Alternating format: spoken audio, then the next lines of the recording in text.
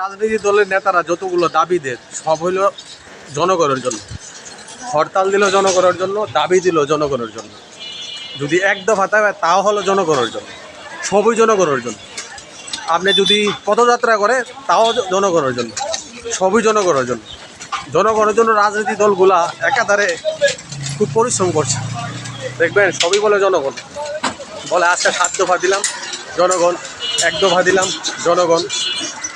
ধরেন তাদের নৈতিকত সংবিধান যেটা তৈরি করে দলের কাঠামো, এটাও জনগণের জন্য।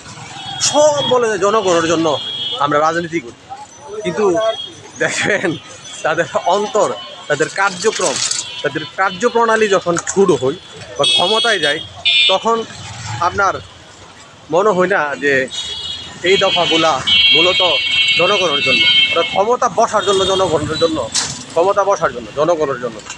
জনগণের রাজনীতি করতে হলে দেশ সুন্দর হবে এবং নেতৃত্বের প্রতি 5 বছর পরে পরে ইলেকশনগুলো অতি সহজে হয়ে যেত, কোনো ভেজাল হইতো না।